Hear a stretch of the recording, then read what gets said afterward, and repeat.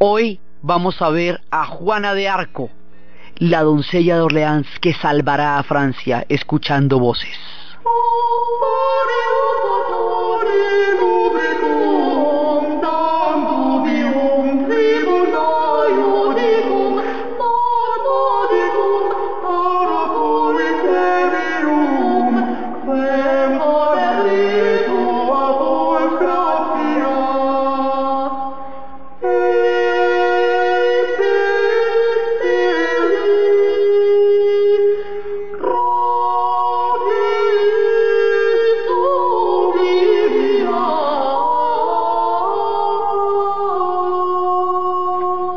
La vez pasada estábamos viendo las más terribles y las más tenebrosas, cómo desde el momento de la maldición del templario en la hoguera, todo le va a salir mal a Francia, todo. Desde el momento en que los capetos pierden la descendencia porque nacen solamente mujeres, no hay descendientes varones, y ellos hayan hecho reivindicar la ley sálica que hacía que las mujeres no pudieran heredar el trono, desde el momento en que primero por la sucesión del trono, luego cuando viene la maldición y empiezan a morir los reyes y empieza a llenarse Francia de caos y empieza el movimiento de los pastorcitos, y luego viene la peste, y luego entre las rencillas de Roberto de Artois y la condesa Mahon termina por ganarse ese ducado vendiéndole a los ingleses la idea de tener derecho al trono por el lado de Isabel, la loba de Francia, y habíamos visto todas las 7 novelas como recorrido un poco por esa saga impresionante de Maurice Drummond, que son los reyes malditos, y habíamos visto todo, desde el rey de hierro, desde la ley de los varones, los venenos de la corona, la loba de Francia, la reina estrangulada, la flor de lis y el león, el rey que perdió Francia, todo eso, pero cada episodio era más oscuro que el anterior. Entonces, Francia, que en las épocas de Felipe IV el Hermoso estaba todo bien, que tenía una buena conformación, empieza a decaer y a decaer a partir de la maldición. Hayamos visto que la maldición en última le va a caer a todo el mundo, porque de aquí para adelante esto va a ser grave. Entonces vimos que habían tenido una batalla en Crécy, y que siendo muchos más los ingleses, los terminaron derrotando fulminantemente. 20 años después tienen otra batalla en Poitiers, y en Poitiers otra vez pocos ingleses los terminan derrotando fulminantemente a un montón de franceses. Los ingleses, lo que pasa es que tienen el arco largo, y ese arco largo va a hacer la diferencia en la batalla, y los franceses se demoran un buen rato en pillarse eso, insisten en enfrentarlos de la misma manera, sin cambiar sus tácticas, sin la disciplina y sin el orden que los ingleses han desarrollado en la batalla, y siempre les ganan. Entonces estas dos batallas, se pierde el linaje de los Capeto, se produce todo un lío por la sucesión del trono, los reyes empiezan a envenenar, a morir envenenados, las princesas van a morir ejecutadas, Blanca y Margarita, los templarios los han maldecido, y esto está totalmente terrible, y luego los pastorcitos, y luego la peste, y después la otra batalla, Poitiers, entonces, donde pasa lo mismo. Entonces esto se va poniendo más grave, más grave, más grave, más grave cada vez. Pero ahí no termina, esto se sigue hundiendo hasta que lleguen al fondo del abismo. Son más o menos 120 años de roya, en que todo se les cae encima, después de que tenían un paisito más o menos, pues todavía una nación, pero sí un reino organizadito, una vaina que uno diga, pero aquí no, aquí sí ya se va a poner gravísimo. Entonces, el punto máximo en el que esto se pone ya muy, muy tenaz, en donde ya no pueden caer más bajo, va a suceder, porque como la historia es para un lado es de una manera y para los otros de otra, desde el punto de vista de Inglaterra, lo que Inglaterra va a vivir a partir de este momento es su máxima gloria, es aquello que le dará la sensación de una futura grandeza, de donde ellos van a sacar todo su orgullo, a lo cual se van a remitir su mayor epopeya, su cosa más impresionante, y eso que para los ingleses es la gran epopeya que hasta William Shakespeare escribió una obra sobre ella. Para los franceses es la mayor humillación, la mayor derrota y ya, mejor dicho, el colmo de la oscuridad. Eso va a ser la batalla de Agincourt. Resulta que desde la época de Roberto de Artois, cuando Roberto de Artois se puso a envenenarle el oído a los ingleses, diciéndoles que ellos tenían derecho al trono de Francia por la vía de Isabel, la loba de Francia, porque ella era reina de Inglaterra y de ella vienen los Eduardos. Entonces hay un rey que se llama Enrique V, y este rey Enrique V se le ocurre que puede ser chusco adueñarse del trono de Francia, que es en última lo que siempre han querido los ingleses en este periodo y que los franceses lo temen como a lo más deshonroso que les puede pasar, tanto que ellos reivindicaron la ley sálica para impedir que por la vía de las mujeres Inglaterra pudiera llegar al trono. O sea, para eso era, finalmente era con ese objetivo político. Entonces este rey reclama el trono de Francia por la descendencia que les digo de Isabel, y les dice que él tiene derecho a esos reinos, y le dicen que ¿cómo así? Y él dice que sí, que él tiene derecho a esos reinos, que se vayan bajando de los reinos. Entonces ellos le dicen, no, mire, no existe el menor peligro de que nosotros a usted le vayamos a parar bolas. Si es que hemos hecho todas estas cosas es precisamente para evitar que nos gobiernen ustedes, no existe la menor posibilidad. Entonces nos vamos a la guerra. Pues entonces nos vamos a la guerra, porque aquí esto no se va a poder transar de ninguna manera, y se van a la guerra. Y se van a la guerra con un personaje que es de una toalla histórica muy grande, un personaje que va a ser emblemático y absolutamente arquetípico en la historia de Inglaterra, un personaje que va a quedar rodeado de la aureola de gloria a partir de esta batalla y a partir de la manera como va a gobernar. Ese personaje se llama Enrique V.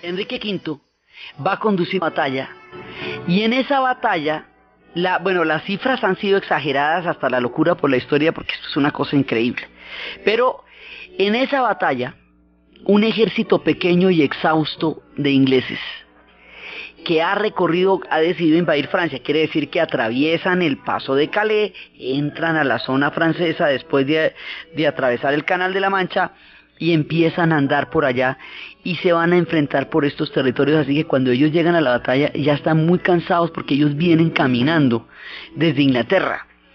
Los franceses son mucho más, tienen perfectamente claro cómo van a ganar esa batalla y cómo no existe la posibilidad de perder, porque ellos no van a perder Francia.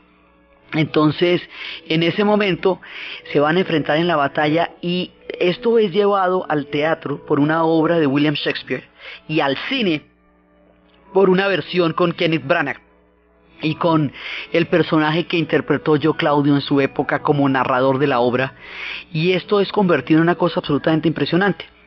Entonces hay un momento en que, cuando se ven los ingleses enfrentados a una batalla en la cual ellos no tienen ninguna seguridad de ganar, hay un momento en que ya, ante lo inevitable, ante el desastre, ante una derrota que parece segura porque no hay proporcionalidad en la lucha, van a desear ser más. Quisieran tener muchos más hombres para poder nivelar todo lo que les hace falta en gente frente a lo que están peleando con Francia. Y ahí es cuando Enrique V se echa un discurso, la cosa más impresionante, y les dice que no deseen ser más, que esos pocos, que ese pequeño número va a librar una batalla tan heroica, que todos aquellos que no estuvieron ese día en esa batalla maldecirán la hora en que estaban en sus camas mientras estos se enfrentaban a la gloria, que ese día va a ser recordado por todas las futuras generaciones como el día fundacional de la gloria de los ingleses, que ese día, día de San Crispín Crispiniano, va a ser para siempre una fecha de gloria que van a recordar a cada uno de esos pocos que estaban en ese ejército, que van a ser de ahí en adelante la emulación y el mérito, que esos los van a recordar por los nombres, que van a estar metidos en los blasones y en los honores más grandes, que los hijos y los nietos se sentirán orgullosos de venir de ese linaje, y les echa un cuento absolutamente impresionante, los llama banda de hermanos, Band of Brothers, les dice que están unidos por el heroísmo que están a punto de tener y les detona un heroísmo tal que derrotan a los franceses. Se habla de 10.000 franceses muertos en el campo de batalla frente a más o menos 100, es lo que dice la leyenda, 100 ingleses. Y ya cuando la batalla lleva muchas horas y cuando ha muerto mucha gente y cuando la cosa está tan dura, llega el heraldo que antes les había dicho que por favor se rindieran porque esa batalla estaba peligrosa así como se veía. Y luego llega el heraldo y les dicen que no los humille más con pedidos de rendición ni de rescate para el rey ni nada de eso. Y por último llega el heraldo y dicen, pero entonces otra vez ya le van esa cascada al heraldo que porque les va a pedir de nuevo que se rindan.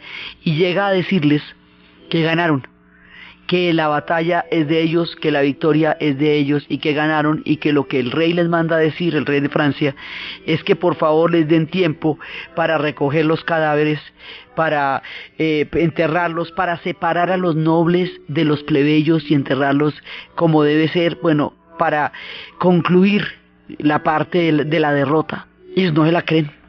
Entonces, a partir de esta batalla de Agincourt, en esa batalla los ingleses empiezan a creer que son invencibles, que son absolutamente sobrehumanos, que son superiores a todos los demás, porque es que ya es la tercera, ya vamos en Crécy, ya vamos en Poitiers y ahora vamos en Agincourt. Y son más o menos cada 20 años que los cogen y les pegan una clavada. Y los franceses, lo peor no es que lo crean los ingleses, allá ellos. Lo peor es que lo creen los franceses. Y ahí sí, mejor dicho, apague y vámonos. Cuando los franceses empiezan a creer que lo que pasa es que los ingleses son superiores a ellos, que por eso les ganan las batallas, los franceses empiezan a perder mentalmente, emocionalmente, la batalla contra los ingleses. Ahí en ese punto los franceses se dan por vencidos porque ya les ha pasado de todo. La peste los ha asolado, todo. Nada les ha salido bien. Ellos se hunden y se hunden y se hunden. Pero además de esta batalla tan humillante y además de esta batalla tan terrible, para colmo de males, pues efectivamente Enrique se toma el trono de Francia. Toda la vuelta se ha hecho para impedir que un inglés se suba allá. El temita de la ley sálica es para eso. Todas las cosas se han venido haciendo es para eso. Y llega y pasa lo peor, lo más grave, lo que no podían evitar, el fondo del abismo. O sea, aquí ya no existe más para dónde. Francia ya está totalmente exhausta, con el corazón perfectamente roto, con la fe vencida. La historia de Francia es una historia de montaña rusa, porque ellos suben y bajan, y cuando les va bien les va pero muy bien, y cuando les va mal les va pésimo. Es una historia llena de sobresaltos, de abismos y de curvas de carretera, porque es de unos niveles de intriga. Entonces aquí están en la oscura, en la peor, en la más terrible de todas, y ya tienen un rey inglés. Entonces, mejor dicho, esto ya no se puede descomponer más. ¿Por qué? ¿Por qué tienen un rey inglés? Por toda la descendencia que les digo, pero entonces él además se termina casando con la princesa Catalina, y la princesa Catalina es una princesa de Francia. Entonces se echa al bolsillo al rey, y hay un rey que para colmo de males está loco. Un día iban con él por el bosque y de pronto él afirma ver una figura blanca y se baja y arranca a espadazos contra todo el mundo que lo van a atacar y que porque lo van a matar, pero no estaba completamente loco, porque si está completamente loco lo encierran. Estaba peor aún, estaba medio loco. Entonces tenía ataques de lucidez y ataques de cordura y ataques de locura, y entonces estaba más o menos 6 meses loco y más o menos 6 meses cuerdo, y ese rey termina gobernando como 30 años. Entonces en el tiempo en que él está, pues básicamente destruye, esto se va a pique, y él es lo que le permite a los ingleses entrar ahí, sí, porque no hay sujeto a la Fernanda. Entonces se lo echa al bolsillo Enrique, se casa con Catalina, y ahí ya de una vez tiene el trono de Francia servidito en bandeja, y esa es la manera. Hace rato que estamos con ese cuento. El problema con los normandos era que efectivamente el duque de Normandía tenía mucho poder y podía ser rey. Así, todo estamos hace rato con este problema, y este problema es una amenaza que se viene encima. Bueno, pues la tal amenaza al fin se cumple. El tipo era un buen rey. Para Inglaterra esto es lo máximo, pero para Francia es el desastre de los desastres. Para Inglaterra es el comienzo del imaginario de una superioridad bélica y de una superioridad histórica que, según Asimov, los ingleses tienen desde entonces y no se les ha quitado, a pesar de que hayan tenido también las buenas y también las malas. Pero los franceses quedan completamente apaleados, su reina se ha casado con el rey.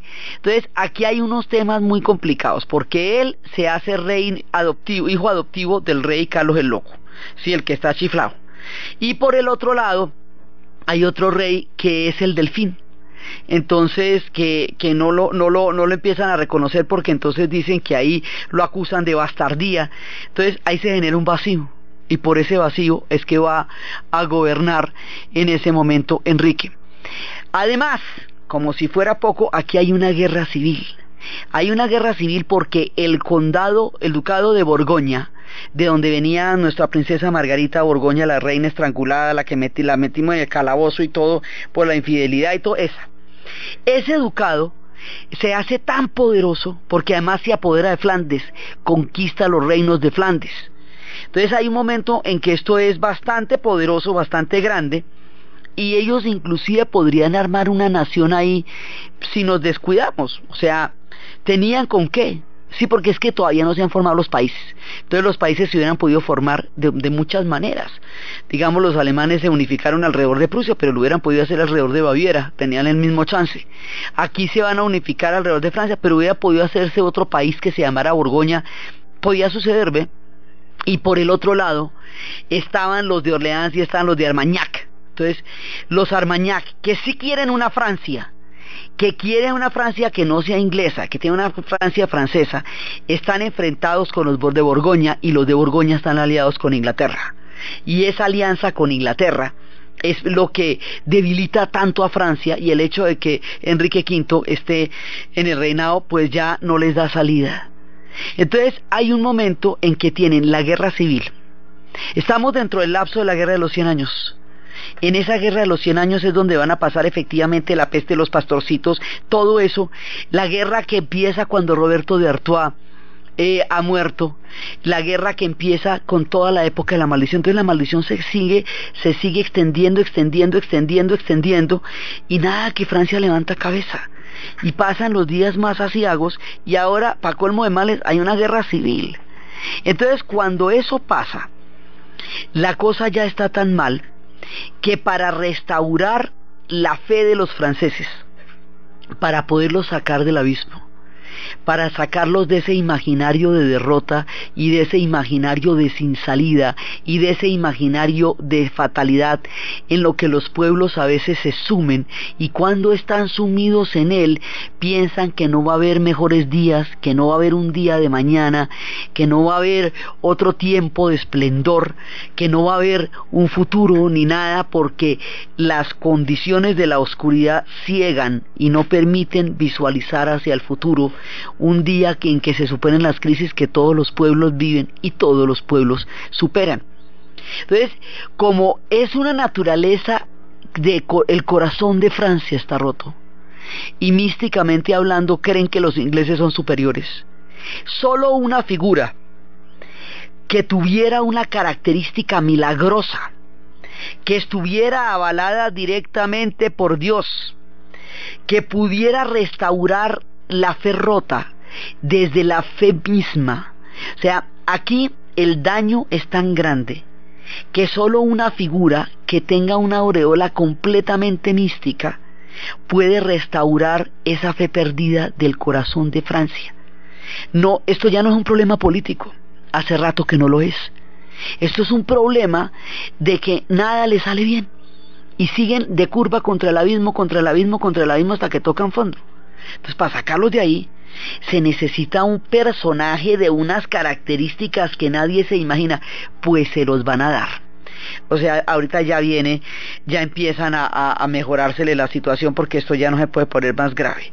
La historia les manda un personajote absolutamente impresionante para que lo rescate de esa fe perdida, para que les dé la sensación de milagro, para que les vuelva a dar el coraje, el valor, la entereza, la gana, la garra, el suficiente desafío para salir de todos sus problemas a la vez. Y ese personaje es una doncella que oye voces, una doncella a la que la están llamando para una misión muy elevada. Ese personaje es Juana de Arco.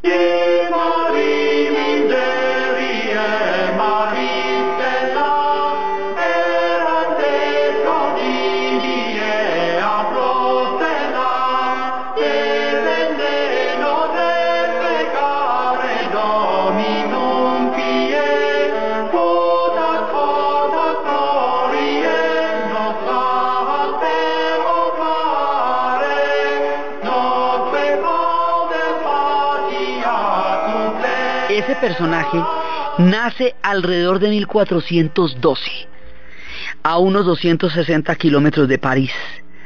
Y este personaje en una pequeña aldea, ella es una chica aldeana, vive con su familia, con su mamá, con su hermana, y ella siente la necesidad de confesarse diariamente. Ella siempre quiere ir a misa y ella escucha voces. Ella siente que alguien le está hablando. Ella dice que en las iglesias ella se siente más segura, más tranquila, porque en las iglesias ella puede hablar con esa voz que normalmente siempre le está hablando a ella. Entonces ella desde pequeña lo está sintiendo, tiene visiones, tiene una visión de una espada. Un día se fue caminando por una montaña y en un momento dado se rueda y encuentra una espada, y esa espada la mira como si ella tuviera un destino de una vez. Entonces ella se sabe, digamos, de alguna manera llamada, y luego cuando regresa, la aldea es quemada por los ingleses y su familia es devastada y su mundo es devastado, y ella sobrevive a toda la manera como los ingleses arrasaron con la aldea. Entonces primero les coge un odio impresionante, y segundo va donde los curas y les dice, donde los sacerdotes, que por qué ella se salvó, que por qué no más bien tomaron su vida en lugar de la de su hermana que ella quería tanto, o en lugar de la de su familia, por qué ella se salvó. Entonces el sacerdote le dice, porque seguramente tú tienes un destino más elevado. Y ella dice, pues a lo mejor sí, pero yo creo que me digan cuál es mi destino, pero ya. Entonces las voces le van diciendo que ella tiene que salvar a Francia, y que ella tiene que ungir al rey, porque el delfín, ahí hay un delfín que está, digamos, cuestionado de legitimidad. Entonces ese cuestionamiento de legitimidad, habíamos llamado a los delfines a los hijos de los reyes, porque tenían en el escudo el emblema de un delfín en una región. De ahí en la política se denominó el término de delfín al hijo de un rey, y hoy por hoy al hijo de un presidente o al hijo de un político se le dice un delfín por eso, por esta tradición de los franceses. Entonces hay un delfín ahí, que es este rey Carlos, pero él todavía, como está acusado de bastardía, él pues digamos por la infidelidad de la reina, entonces lo tienen ahí quieto en primera, porque una de las cosas que hace más complicada la salida de Francia es que le tienen desactivado al delfín, porque lo tienen en un cuestionamiento. El otro está loco como una cabra, ¿sí? Y Enrique está ahí. Entonces los ingleses han venido mandando. Enrique no va a durar mucho, pero va a quedar en la leyenda él y el Caballero Negro y los Eduardos como el principio de la gloria de Inglaterra y el principio de la ruina de Francia. O sea, el principio no, sino la concreción de la ruina de Francia. Entonces, en este momento, las voces le dicen que ella tiene que coronar a ese tipo rey, y que eso es lo que ella tiene que hacer, y que ella tiene que pelear por Francia, y que ella tiene que levantar un ejército para sacar a los ingleses del territorio. Y ella llega efectivamente a ver al delfín y le cuenta que tiene ese cuento. Pero para el momento en que ella llega, ya la empiezan a conocer, el pueblo la empieza a conocer como una santa. Ella es una doncella, ella siempre será una mujer virgen dedicada a Francia por completo. Va donde el rey, le dice que Dios le comunicó directamente a ella que ese tipo va a ser rey y que al coronarlo rey es que van a salvar a Francia.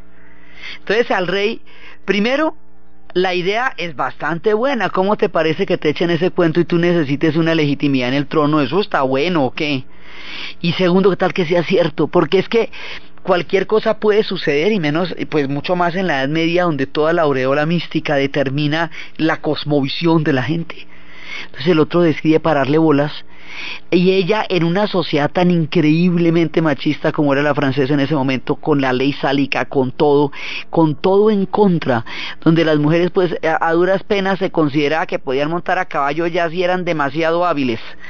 Entonces llega esta mujer que tiene una destreza para la guerra, y se viste de armadura y se corta el cabello para que la vean como un soldado, y se vuelve una mujer soldado y empieza a guiar a los ejércitos a partir de las voces que escucha, y la estrategia en la batalla se la dicta directamente Dios, que le dice por dónde hay que entrar, y le dice cuál es la puerta, y le dice cómo es que hay que utilizar las armas, y ella siempre está en medio de este delirio gigantesco, y cuando le dicen que no se ponga tan brava, dice que ella está calmada, que el que está bravo es Dios.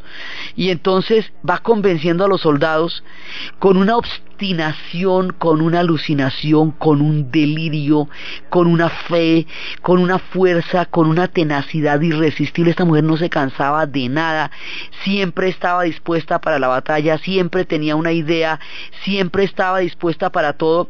Ella logra, a partir del misticismo, recomponer la fe en los soldados de Francia, y empieza a hacerlos sentir por primera vez que hay algo en lo que se puede creer, que hay una salida.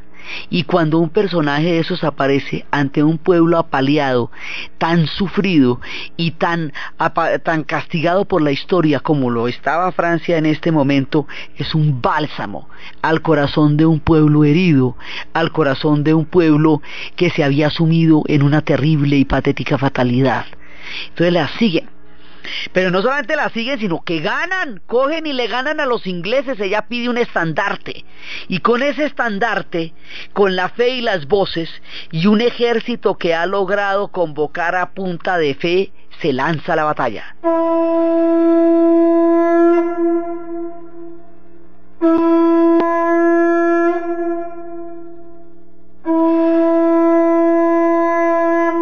Juana se lanza a la batalla. Los hombres la siguen y ganan, y empiezan a ganar, y a ella la hieren, y eso, mejor dicho, descansa un momentico y luego se recupera y sigue en la batalla, y le dan otra herida en la pierna y ella sigue en la batalla. No los deja decir maldiciones, los pone a que se confiesen.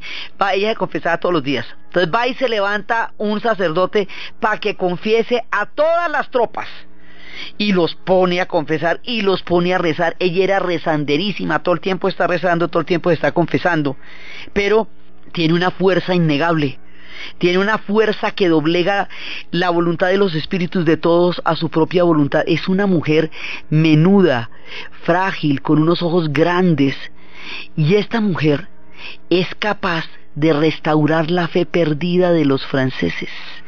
Esta mujer es capaz de crear un arquetipo y un imaginario de gloria en un pueblo que había perdido su dignidad y su fe en sí mismo. Y hay un momento en que cuando empieza a ganar las batallas, entonces los franceses quedan convencidos de que Dios está con ellos y que están ganando por la voluntad de Dios. lo cual sería problema de los franceses, pero es que hay un momento en que los ingleses empiezan a creer que efectivamente Dios está con Francia, porque se les acabó la racha de todas las batallas que habían ganado y ahora los están sacando. Entonces empiezan a creer en la historia, la subjetividad es muy importante. El imaginario, la construcción que se hace a partir de la fe o a partir del deseo o a partir de la esperanza o a partir de la fatalidad, todo eso es muy importante porque determina el clima espiritual y afectivo de una época, y eso es lo que la gente en últimas cree en la vida cotidiana. Entonces, si la cosa estaba en que Francia se hundió, pues se hundía, porque no había quien diera un peso por ella. Pero cuando ya estaba en el fondo del abismo, aparece Juana y empieza a restaurar esa fe perdida a través de lo único que literalmente podía salvar a los franceses: un milagro. Entonces ella dice: denme un ejército y vamos para Orleans. Le dicen, oiga, le dicen al rey: usted sí cree que esta chica dice que camine para Orleans y que haga un ejército. O sea, el cuento es bastante traído de los cabellos, incluso para una época tan supersticiosa y mística como el medioevo. Pero ella tiene una fuerza más allá de la duda de todos. La ponen a reconocer al delfín, le ponen una trampa y cuando ella los mira se da cuenta inmediatamente quién es, y a él es al que le dice. Entonces su fe va persuadiendo a todos, pero ya cuando su fe y su persuasión se empieza a traducir en victorias, cuando empieza a ganar, entonces se vuelve leyenda, entonces se vuelve milagro, entonces se vuelve mística, y el pueblo de Francia la sigue con la devoción y la esperanza de quien ve la luz al final del túnel. Entonces ella sigue y sigue, y hay un momento en que los ingleses se devuelven de una batalla. Ella siempre les decía que les daba la oportunidad de la paz, porque la sangre que se iba a derramar podría perfectamente ahorrarse si ellos no comprendían, no hicieran la batalla. Entonces las dos primeras veces que le dijo eso a los ingleses se murieron de la risa, la miraron y hasta: ¿qué le pasa? Miren a esta, pues, ¿qué le pasa? Pero les va ganando, y les va ganando y les va ganando, y siempre dice lo mismo, que ella no quiere derramar la sangre, pero pues que si ellos insisten en la batalla, la sangre que va a caer es la sangre de los ingleses. Y ya la tercera vez un ejército se devuelve y no entra en batalla porque cree que Dios está con ella, porque las veces que ella quedaba herida se recuperaba rápidamente, entonces decían que finalmente era que venía del reino de los muertos. Como esta es una época tan dura, entonces que lo que pasa es que ella es una bruja que hechizaba a los ejércitos. Ella realmente hechizó a Francia y le dio a Francia un motivo, una razón, una causa, una unidad, una fe. Por eso ella es el arquetipo de la creación de Francia como Estado nacional. Ellos se van a volver un país. El proceso es largo, pero ellos se van a volver un país a partir de la intervención en la historia de Juana de Arco. De ese tamaño es esta doncella de Orleans. Ella saca a Francia de la oscuridad y le da un sentido, y Francia se va a poner de aquí para adelante a recuperarse. Entonces el tema es sacar a los ingleses de ahí, el tema es tener un rey francés, el tema es sacar adelante ya a toda esta cantidad de circunstancias que los desactivaban y poderse fortalecer frente al reino de Borgoña que tanto los había amenazado, porque Francia está dividida en regiones, todavía como no existen los países, entonces cada región a veces es más fuerte que otra. Entonces habíamos visto que esto es Aquitania, que esto es Normandía, que esto es Anjou, que esto es Burgundia, que esto es Armaña, así todas las diferentes regiones que van a llegar a conformar lo que es ese país gigantesco, grande en Europa que va a ser Francia. Pero esto sucede de la nada, entonces tienen que volver a recomponer los pedazos y tienen que sacar adelante todo esto. Y lo que va a hacer Juana de Arco es dar el comienzo y la salida. Y ella tiene unas batallas cuya victoria da la salida de ahí en adelante. Y la celebración de estas batallas es la celebración de la resurrección de los franceses.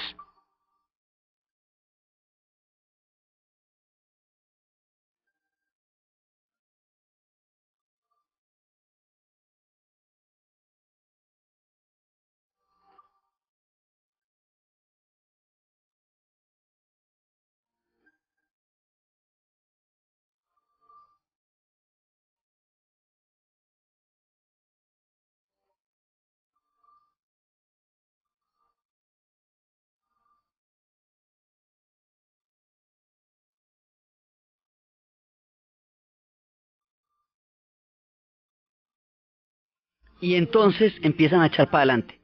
Ahora lo que falta es coronar a Carlos de Valois rey, y ella lo corona. Y cuando ella lo corona, el proceso necesario para buscar la salida y la luz se ha completado con la coronación de Carlos.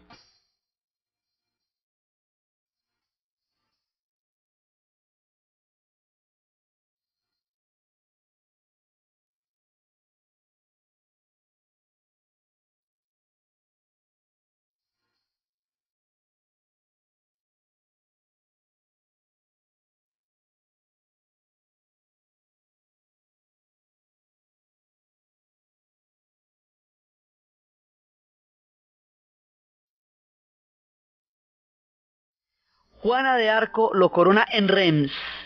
El hecho de que ella lo corone en Reims le da toda la legitimidad, porque Enrique V, cuando se coronó rey de Francia, no lo hizo allá. Entonces, aquí hay una cantidad de simbolismos, porque la creación de los estados nacionales es un conjunto de símbolos y un conjunto de signos que crean un imaginario colectivo. Entonces, que lo coronen en Reims es darle toda la legitimidad en forma, y él le debe a ella todo, y ya está coronado rey. Esto también tiene su película, y la película es con la actriz del Quinto Elemento como Juana de Arco, y es con John Malkovich como este rey, Carlos de Valois. Entonces ya está ahí. Entonces ya el rey tiene lo que quiere. Lo que él quiere es que lo coronen, más allá de toda duda, más allá del alegato que pudiera tener de pronto de bastardía, de todo, y ahora es rey. De aquí para adelante es empezar a sacar a los ingleses y recuperar cada pedazo del territorio hasta que los saquen finalmente. Ahora, ¿cómo los van a sacar de aquí en adelante? Los ingleses tenían el arco, pero los franceses van a modificar la artillería, y con los cañones, haciendo los cañones cada vez más poderosos, entonces van a empezar a sacarlos poco a poco hasta que ya los saquen. Y cuando los saquen, cuando los terminen de sacar, Francia se convertirá ya en un país. Pero en el momento en que a él lo coronan rey, ya habiendo logrado lo que quería, ya no le interesa a Juana. Entonces Juana queda en el aire, porque a ella los de Borgoña, como esos eran los aliados de Inglaterra, y como precisamente la guerra civil era contra los Armagnac, y esto en la guerra civil se han perdido todos los líderes de las dos ramas y todo eso, por eso era que había quedado semejante vacío y poder y todo eso. Entonces ahora, cuando ya las cosas se están definiendo en este sentido, los de Borgoña van a detener a Juana y se la van a vender a los ingleses, se la van a entregar a los ingleses, porque ellos son aliados, y los de Borgoña no están interesados en hacer una Francia, sino los que están interesados son los de Armagnac, son los de Orleans, y es Carlos de Valois, que ha sido coronado en Reims.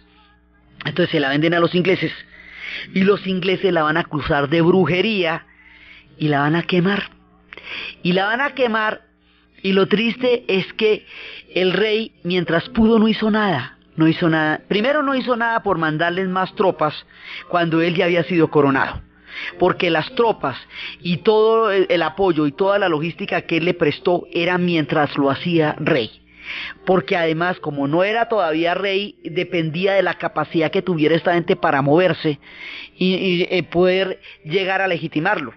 Una vez que este tipo sea rey, ya no necesita de ese apoyo que lo llevó al trono, porque ahora sí manda de verdad.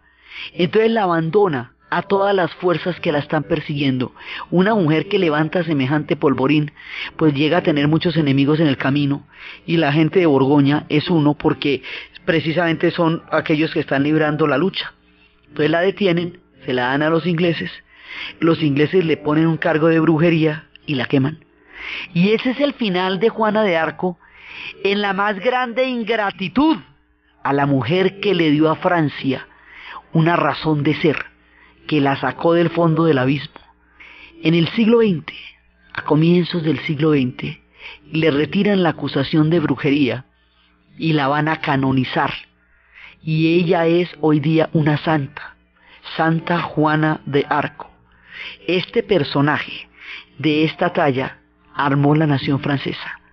Después de eso ya podrán finalmente sacar a los ingleses, resolver este tema. Aquí se van a formar dos países, Inglaterra y Francia, y ya estamos en las posprimerías de la formación de lo que son los estados nacionales.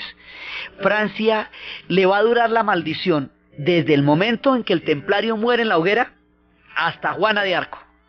Y ahí es cuando va pasando, porque no es que todavía no termina la guerra de los 100 años, pero ya empieza a haber una esperanza porque en quien cambia la correlación de fuerzas, porque ya lo que queda es sacar a los ingleses. Entonces eso es distinto que hundirse y hundirse y hundirse en las guerras civiles. Entonces, por eso es que esta doncella va a ser tan importante en el imaginario de los franceses y ellos van a ir construyendo poco a poco sus símbolos. Ahora, porque en su momento llegaron a estar tan terriblemente mal que perdieron todo el poder que habían tenido, todo el poder que habían tenido, tanto que hasta perdieron el papado.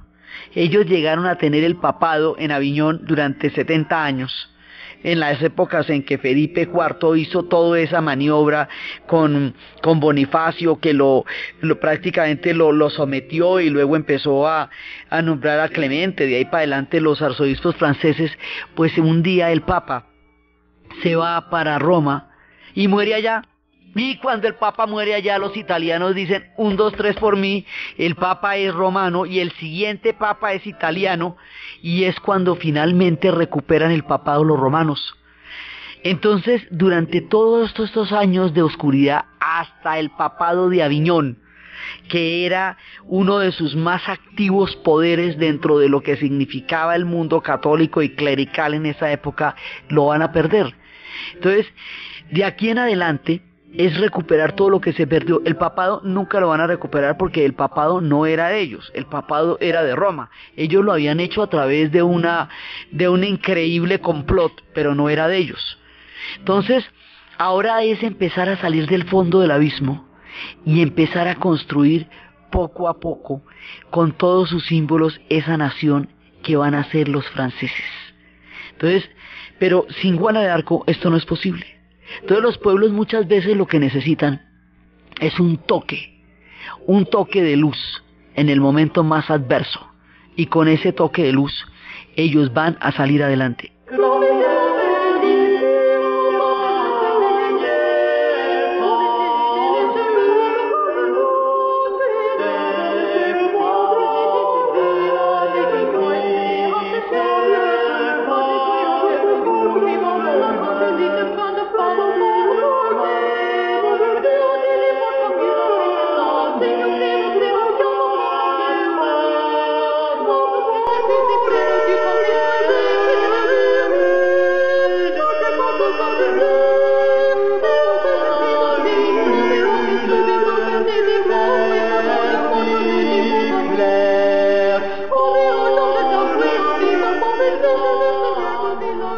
Juana de Arco no solamente va a ser trascendental viva por la luz que le dio a Francia, sino que su muerte va a avivar un sentimiento popular impresionante.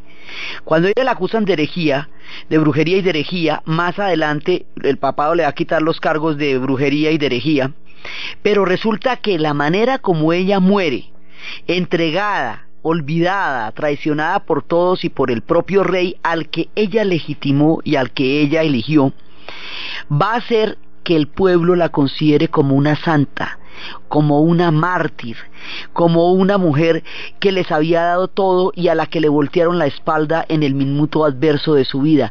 Esa sensación de que ella fue olvidada y traicionada cuando ella le devolvió la fe y las victorias a Francia, va a crear un sentimiento de Estado nacional, va a crear un sentimiento popular tan arraigado, tan fuerte, tan bravo, que por eso es que a ella se le considera la formadora de la nación francesa, porque a partir de ahí, cuando ellos ya empiezan a cambiar la marea, entonces se van recomponiendo y finalmente lo van a lograr, pero lo van a lograr es a partir de ella, durante su vida, durante su ejemplo, y luego durante el sentimiento que su muerte va a arrojar sobre la gente, porque su muerte le da una estela. O sea, su vida es gloriosa, pero su estela es aún más importante, porque esa es la que deja sembrada la semilla del surgimiento del Estado francés en su pueblo. O sea, ese es el personaje de Juana de Arco, ni más ni menos, la doncella de Orleans. Entonces, ella va hasta que en el siglo XX ya la van a canonizar y hoy es Santa Juana de Arco, pero está escrita en letras gigantescas en la historia de Francia. Entonces, para formar este estado, ¿cómo le vamos a hacer? Porque aquí apenas ya se nos subió la nota, el sentimiento, sí, la idea de que los ingleses no son invencibles, pero ¿cómo lo vamos a hacer en la práctica? A ver, vamos a formar este estado ya en forma. Entonces, lo primero que pasa es que este rey Carlos VII de Valois, al que ella nombró y legitimó, él va a ser un gran rey. Lo que no es buen amigo, pero va a ser un buen rey.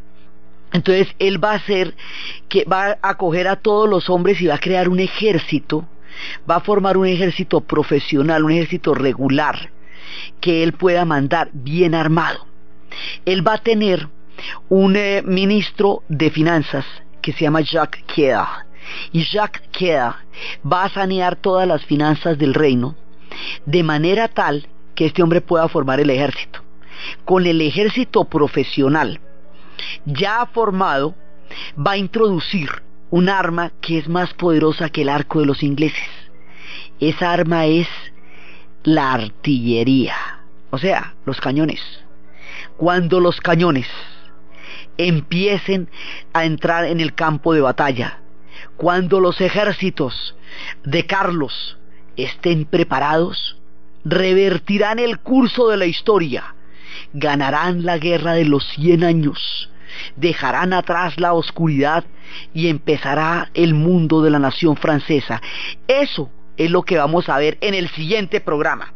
Entonces, desde los espacios iluminados de la doncella de Orleans, de su poder sobrenatural, de sus voces, de su fe, de la destrucción del mito de la invencibilidad de los ingleses, alimentado por 3 batallas y por la figura impresionante de Enrique V, desde los vientos de la historia, que como soplan en una dirección, soplan en otra, y lo mismo que hundieron a este pueblo lo van a salvar, en la narración de Ana Uribe, en la producción Jessy Rodríguez, y para ustedes, feliz fin de semana.